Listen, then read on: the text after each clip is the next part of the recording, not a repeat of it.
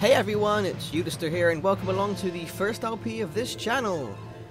And the reason why I say this channel is because I have actually done one before. I did a Let's Play of Dead Space 2 on my other channel. But I've decided that I want to try and keep that one for other things, which hopefully I'll get back into doing at some point. But for now, I decided it would be best if I made a second channel for any Let's Play that I do in the future. And to start with, we are beginning with Final Fantasy VIII, as you can probably guess by now already. So, I've kind of chosen a pretty long game for the debut on this channel. Whether or not that's going to be a good idea, I guess we'll find out. But until then, please sit back, relax, and enjoy the ride.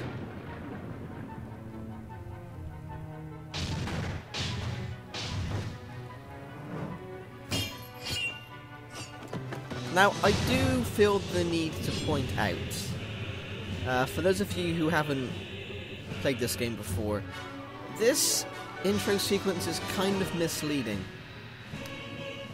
I mean, you're gonna see a fight between two characters in a minute, between Squall and Cypher.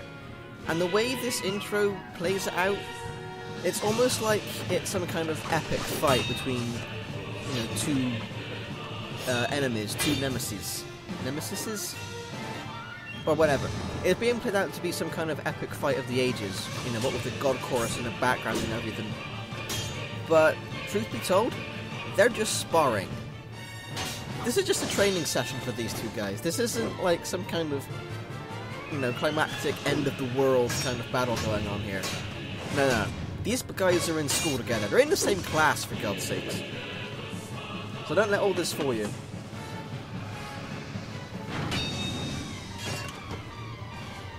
Although what happens now definitely isn't in the sparring rulebook.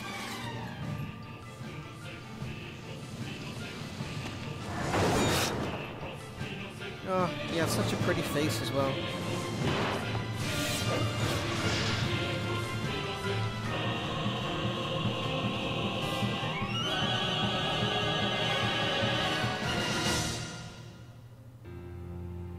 And now we can finally begin on our long trek through the game.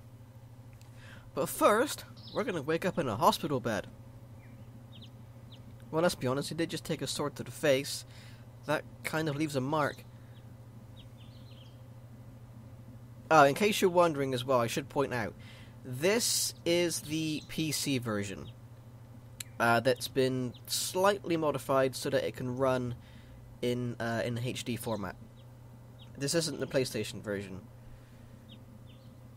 which kind of it has its up points and its down points. You'll see those shortly, and I'll point them out as well. And yes, I am using a PlayStation controller. I'm not using a keyboard. I've done that before on this version. Good God, never again. That's a nightmare. Now, one thing I do find interesting about this game is you can only name certain characters. And, well, I guess that's kind of true for any Final Fantasy game, but usually you can name the entire main cast. Like, the people you play as, you can name all of them usually. But in this game you can't. If memory serves, you can only name Squall, all of the GFs, the Guardian Forces, and you can name Squall's ring, which is the default is a Griever. And I think you can rename Renoa's dog. But other than that, you cannot change any character's name. Why? I don't know. I guess maybe they figured it was kind of integral to the story to keep at least some characters' names as the default, like to force it or something.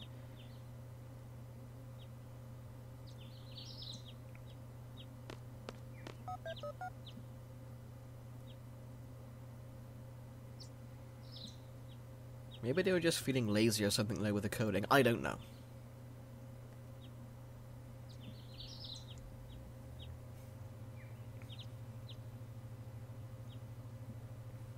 Oh, mystery girl. We will meet again soon. Don't you worry about that. Spoiler alert, she plays quite an important part later. Oh, hi, Quistis.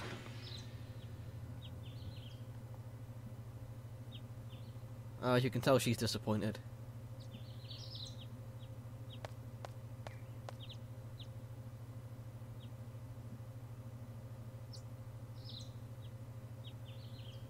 You know, that's actually a good point. Both students, both Squall and Cypher, suffered similar cuts to their faces. Yet only Squall ends up here. So what the hell did Cypher do? Did he, like, whip out some kind of field kit or something and patch himself up? Or is he just not bothered by a scar to the face? It's never really explained. I mean, it's obvious he has one. I mean, it's all over the official artwork and everything. And you even saw it in the opening sequence. If you don't believe me, go back to the beginning and watch it again. There's a couple of shots of him with that scar. And yet he doesn't go into the infirmary to get patched up. Sorry if I'm talking over all the dialogue, by the way. But that's going to happen a lot. Move, there we go.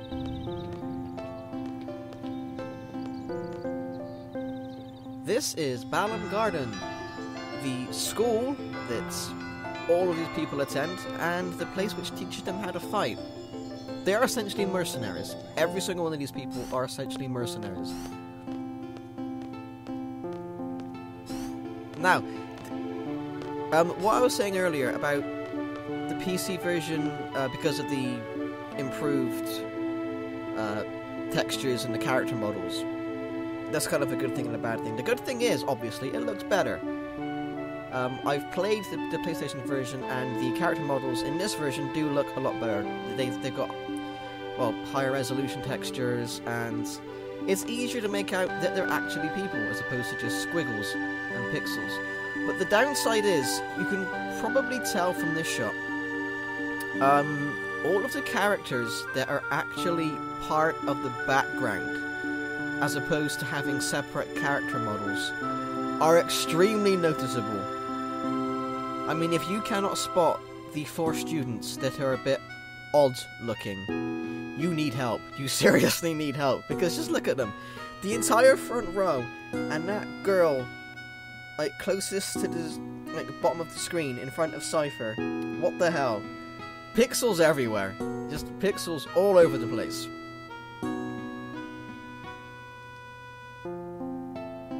So, I don't know what was going on there. I mean, it's obvious that, like I said, on the PlayStation version, they were actually part of the background. Like, they were drawn in as part of the background and not separate character models.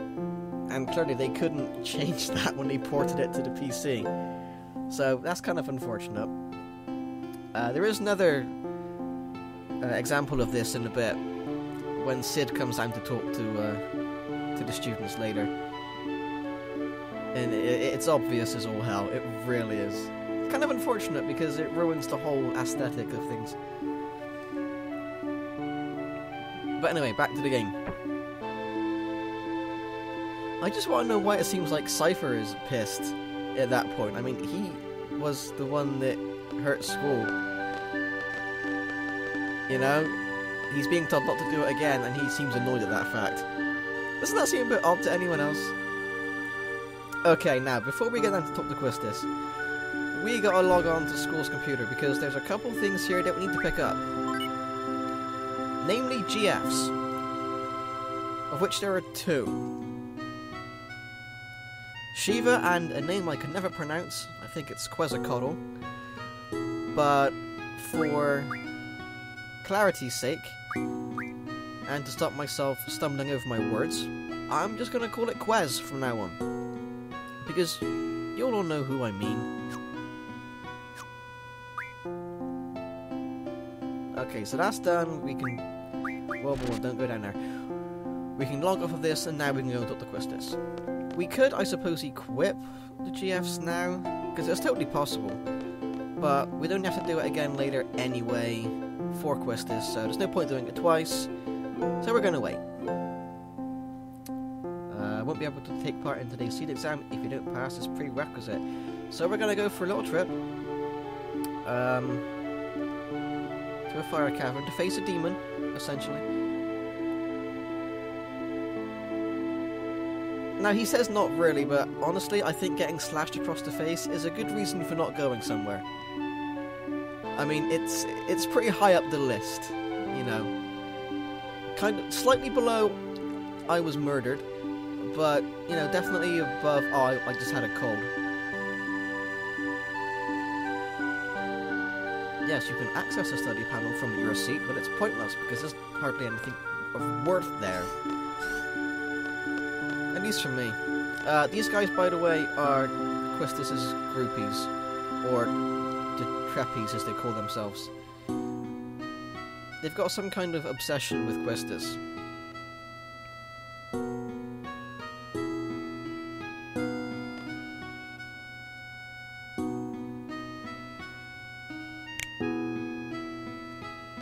You'll get your chance, don't worry, Jesus.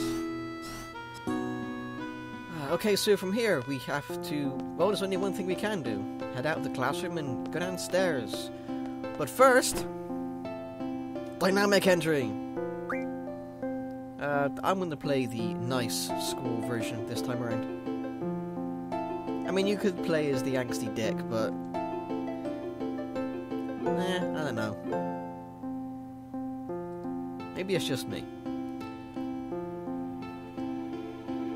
Unfortunately, Selfie here is a little bit late and has missed homeroom. Although I didn't see Quistis take any kind of register, so maybe she won't notice. Sure, why not? I gotta head downstairs anyway. It's not like I'm missing out on anything. Oh, wait, I gotta go meet Quistis. In a minute, she can wait. Follow me! Okay, as you go across this bridge, talking to this guy will net you 7 cards.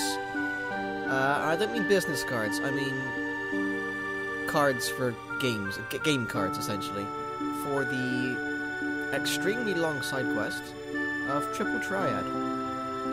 It's actually a pretty decent game. Maybe I'll go through it at some point in the future, or maybe just make a separate set of videos for them. But it's extremely time intensive. Especially if you want to end up playing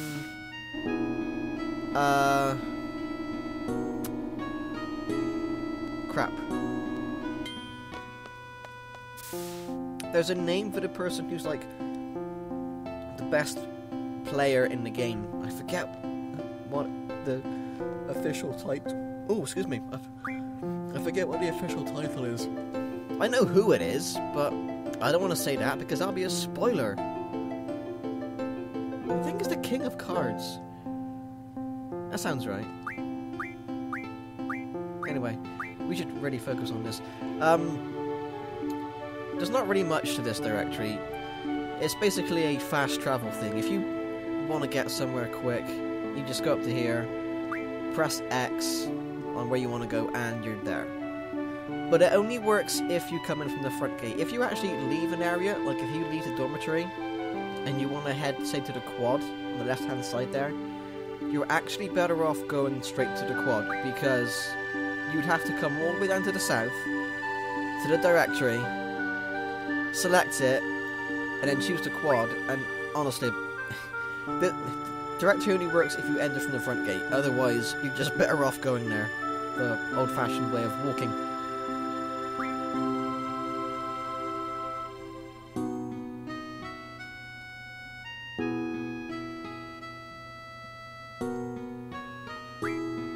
Oh, good old Squall there, ducking the question. That's where Squall was about 10 minutes ago as well, in the infirmary, by the way.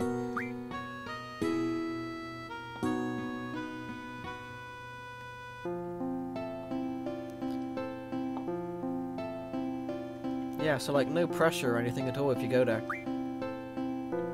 Just don't go there when you're drunk. You're gonna have a bad day. Oh, Squall.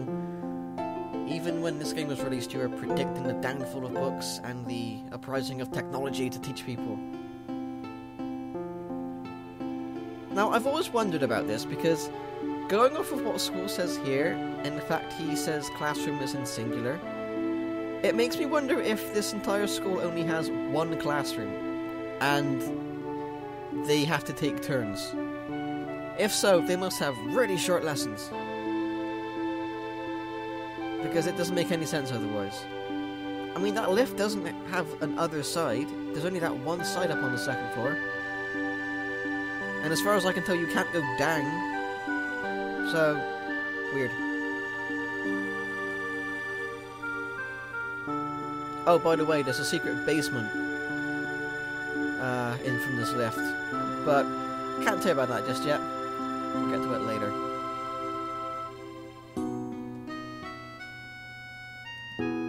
Yeah, good luck to us both. Yeah, good one. Okay, so before I go any further, I'm going to save the game. Just in case I screw up the next part. And I'm going to save over the old one. Because I started again. Because I did screw something up last time. So, okay, here we go. We're heading out. That guy, by the way, in the booth, he's a card player. Pretty good, too.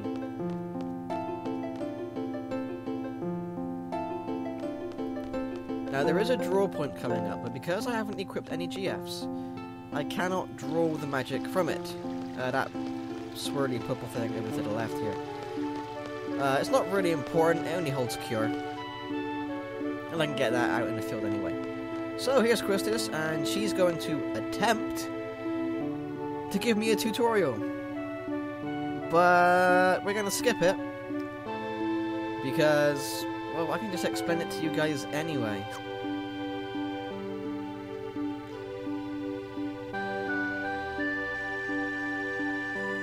No, you can try explaining, but you're not gonna.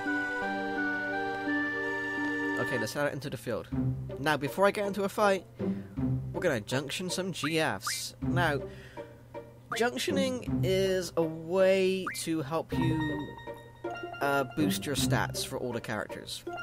HP, Strength, Vitality, Magic, Spirit, Speed, Evasion, Hit, and Luck, in that order, top to bottom, left to right.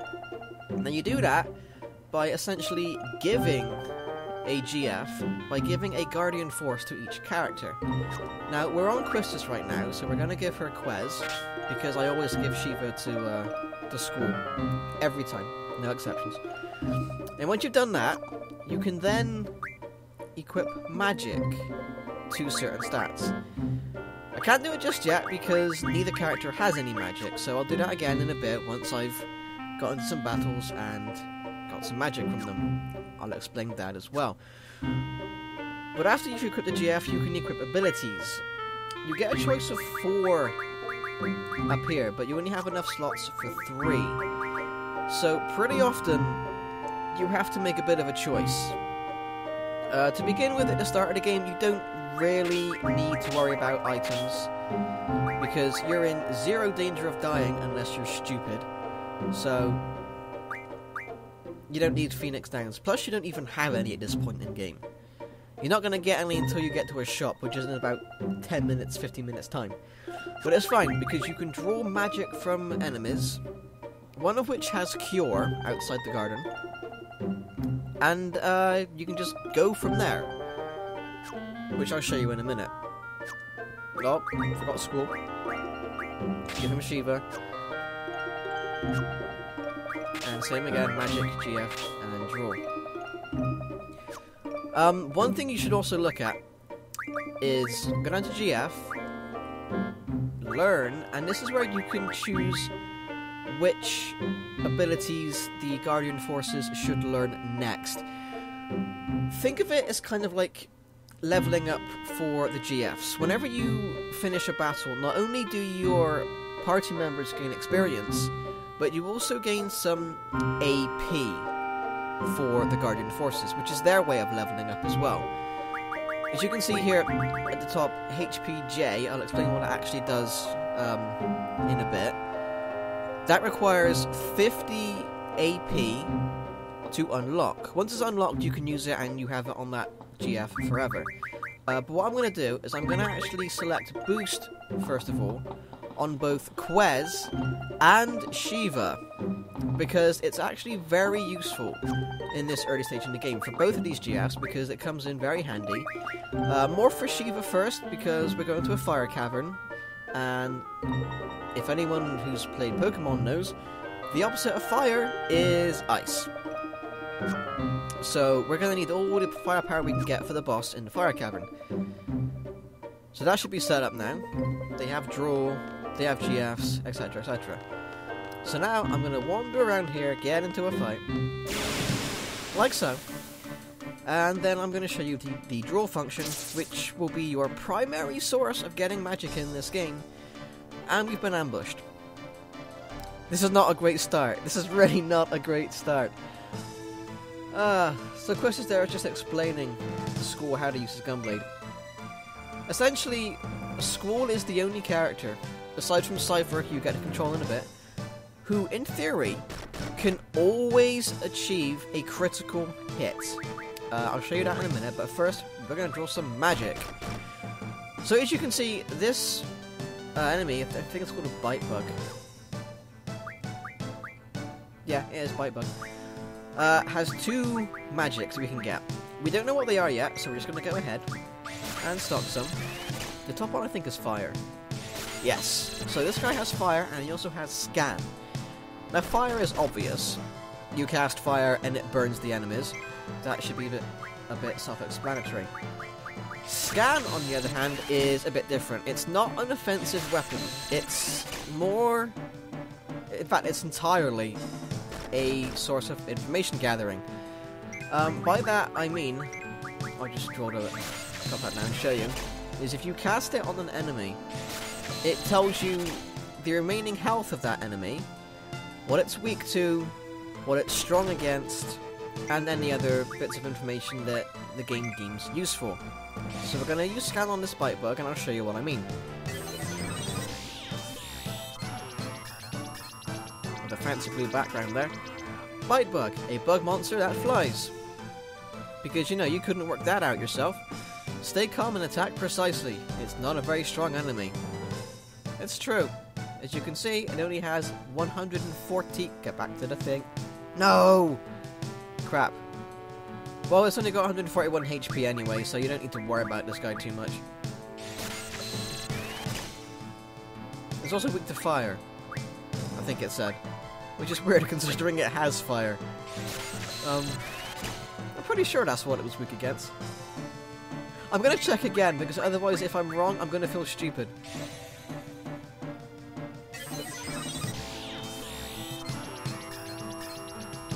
Level 6, 141, Fly Monster. Weak against... Oh. No, I was wrong.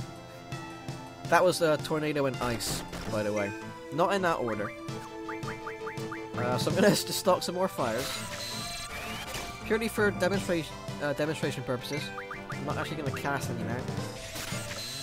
And that should be enough. Okay. Squall's always on critical hit coming up in 3, 2, 1. White flash means critical hit. The trick to it is you have to press the trigger, otherwise known as R1, just before he hits them. If you can do that, it's a guaranteed critical every single time. But like I said, he's the only character that can do it aside from Cypher. But you only get Cypher for like one mission. That's pretty much it. None of the other characters can do it. Which I guess is good, because otherwise it would just be extremely overpowered. You could just go through the whole game just critting everything you see.